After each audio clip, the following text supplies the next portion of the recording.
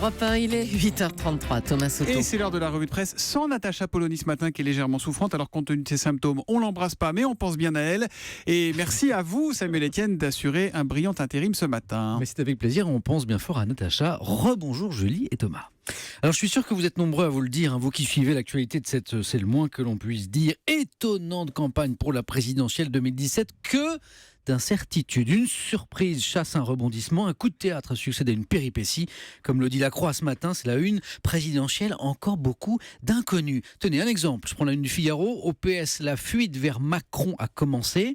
Ce n'est pas encore l'hémorragie, mais les ralliements de socialistes à Emmanuel Macron se multiplient depuis la victoire de Benoît Hamon à la primaire de la gauche. Et puis il y a cette photo en une, toujours du Figaro, Macron et Ségolène Royal, côte à côte, complices, souriant, et le Figaro raconte l'histoire secrète d'un rapprochement, c'est beau. L'Opinion raconte une autre histoire ce matin, celle de Benoît Hamon ou la tentation du clash avec le PS. Un Benoît Hamon qui hésiterait entre tenter de rassembler la famille socialiste ou jouer plus large, plus à gauche pour incarner plus encore l'opposition de demain.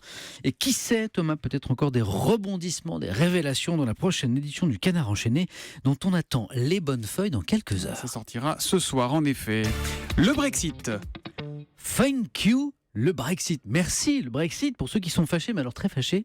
Du coup, avec l'anglais, ça c'est la une du Parisien aujourd'hui en France.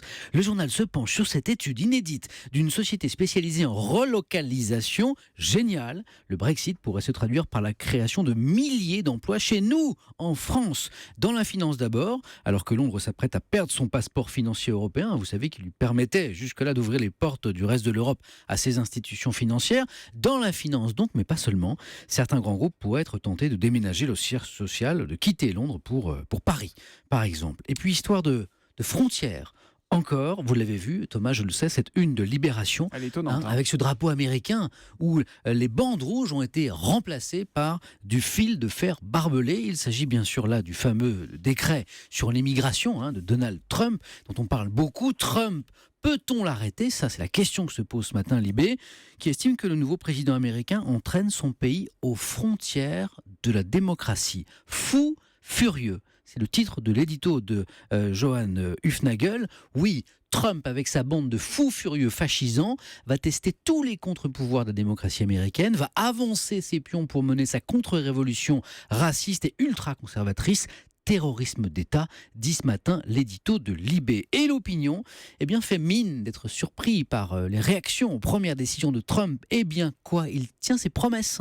Il ne fait rien d'autre que d'appliquer le programme pour lequel il a été élu. Ce devrait être, au conditionnel, un signal de bonne santé démocratique. Mais pour l'Opinion, c'est surtout en fait un avertissement. Lancé à qui ? À nous, électeurs, pour ne pas élire les candidats qui font de telles promesses. Tiens, on se demande d'ailleurs à quel candidat ou quelle candidate peut-être plutôt le journal libéral pense-t-il en évoquant cet avertissement. Attention, parfois, et parfois hélas, certains politiques tiennent en effet leurs promesses. On termine Samuel avec une maladie qu'on croyait disparue, c'est la lèpre. Et oui, à l'occasion de la 64e journée mondiale des lépreux, La Croix ce matin fait le constat que le combat contre la terrible maladie s'est relâché. Il y a encore 200 000 nouveaux cas chaque année dans le monde de lèpre, donc en raison d'un manque de financement.